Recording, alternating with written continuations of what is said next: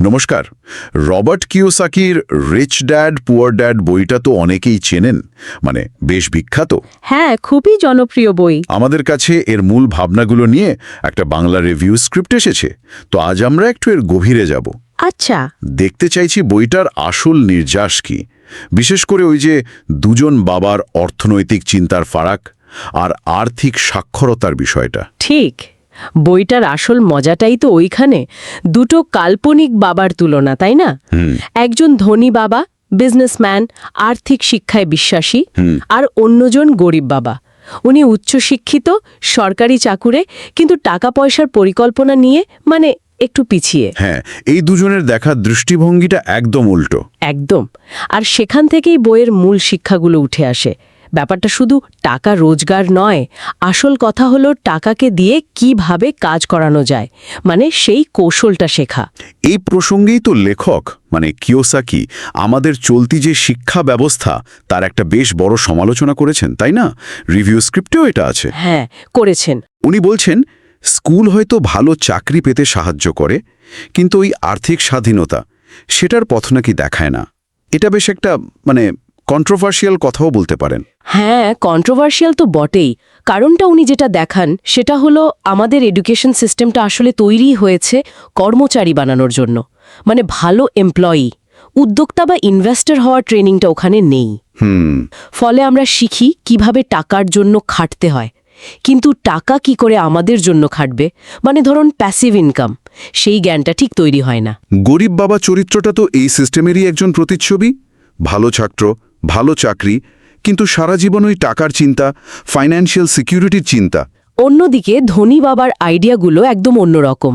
রিভিউতে দেখলাম ওনার কিছু উপদেশের কথা আছে, যেমন নিজেকে একটা ব্যবসার মতো করে ভাবতে বলছেন। এটা বেশ ইন্টারেস্টিং। খুব ইন্টারেস্টিং। নিজেকে একটা বিজনেস ভাবা। হ্যাঁ। আর শুধু খরচ কমানো নয়, আয় বাড়ানোর দিকে জোর দেওয়া, এটাও তো একটা জরুরি পয়েন্ট। অবশ্যই খরচ কমানো তো একটা দিক, কিন্তু আয় না বাড়ালে এগোবেন কি করে? আর সবচেয়ে বেশি জোর দিয়েছেন অ্যাসেট তৈরির ওপর, মানে সম্পদ আর লায়াবিলিটি বা দায়ের বোঝা কমানোর কথা বলছেন। এই অ্যাসেট আর লায়াবিলিটির কনসেপ্টটাই কিন্তু কিওসাকির লেখার একেবারে মানে যাকে বলে হার্ট অফ দ্য ম্যাটার। এটা একটু সহজ করে বুঝিয়ে বললে কেমন হয়, মানে সবার জন্য? হ্যাঁ, নিশ্চয়ই, খুব সহজ। অ্যাসেট হলো এমন কিছু যা আপনার পকেটে টাকা ঢোকায়, আর লায়াবিলিটি হলো যা আপনার পকেট থেকে টাকা বের করে নেয়। আচ্ছা, উদাহরণ দিলে? ধরুন একটা ফ্ল্যাট কিনলেন, সেটা যদি ভাড়া দিয়ে মাসে মাসে টাকা আসে তবে ওটা আপনার অ্যাসেট। বুঝলাম। কিন্তু ধরুন একটা গাড়ি কিনলেন লোন নিয়ে, তার জন্য প্রতি মাসে কিস্তি দিতে হচ্ছে, তেল ভরতে হচ্ছে, মেইনটেনেন্স আছে, সেটা তাহলে আপনার লায়াবিলিটি, কারণ ওটা পকেট থেকে টাকা বের করছে। ও আচ্ছা আচ্ছা, বেশ পরিষ্কার। ধনী বাবার মূল কথাই হলো এমন অ্যাসেট বানাও যা থেকে ক্রমাগত টাকা আসতে থাকে, আয় হতে থাকে। যথেষ্ট না ধনী বাবার দর্শন অনুযায়ী? না, একদমই না। এখানে কি ওই 4টে মূল শিক্ষার ব্যাপারটা আসছে? রিভিউতে দেখলাম হাইলাইট করা হয়েছে। প্রথমটা যেমন টাকার জন্য কাজ না করে টাকাকে দিয়ে নিজের জন্য কাজ করানো।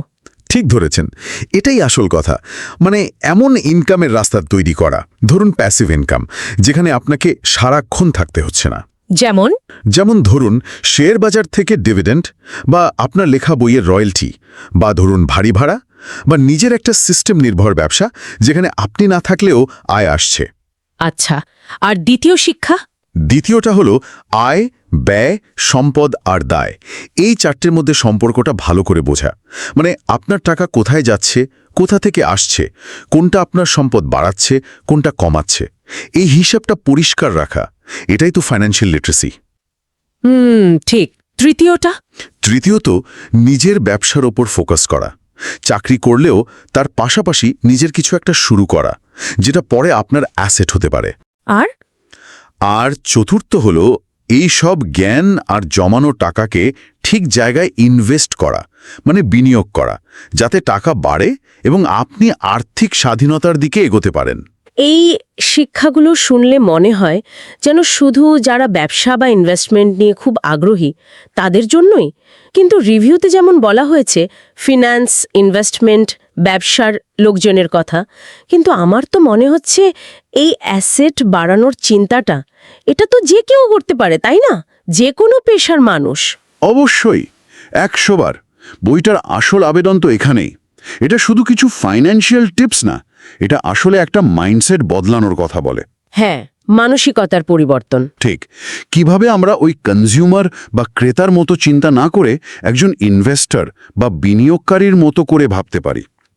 আসল লক্ষ্যটা হলো এমন একটা ফিনান্সিয়াল স্ট্রাকচার তৈরি করা যেখানে টাকা আপনার কথায় চলবে, আপনি টাকার কথায় চলবেন না। একদম। রিভিউয়ের শেষের দিকে একটা লাইন ছিল, খুব মনে ধরেছে। টাকার পেছনে না ছুটে এমন জীবন গড়ো যেখানে টাকা তোমার পেছনে ছুটবে। এটা আসলে ওই আর্থিক স্বাধীনতার ছবিটাই তুলে ধরে। খুব পাওয়ারফুল কথা। তো এই পুরো আলোচনা থেকে আমার নিজের একটা প্রশ্ন আসছে। বলুন। ধরুন আমাদের এখনকার আয় বা পেশা যেমনই হোক, যদিও আমরা একটু সচেতন হয়ে যাই আর রোজকার জীবনে কোনটা আমাদের জন্য সত্যিকারের সম্পদ মানে অ্যাসেট আর কোনটা স্রেফ দায় বা লায়াবিলিটি, এই তফাৎটা যদি ধরতে শিখি, তাহলে সেটা আমাদের প্রতিদিনের ছোট ছোট সিদ্ধান্তগুলোকে কতটা পাল্টে দিতে পারে। এটা একটা দারুণ প্রশ্ন, আর এর উত্তরটা কিন্তু ব্যক্তি নিজেই খুঁজে বের করতে পারে। এই ভাবনাটাই হয়তো কিওসাকি সবার মধ্যে জাগিয়ে দিতে চেয়েছেন। আমাদের সবারই এটা নিয়ে একটু ভাবা দরকার, তাই না?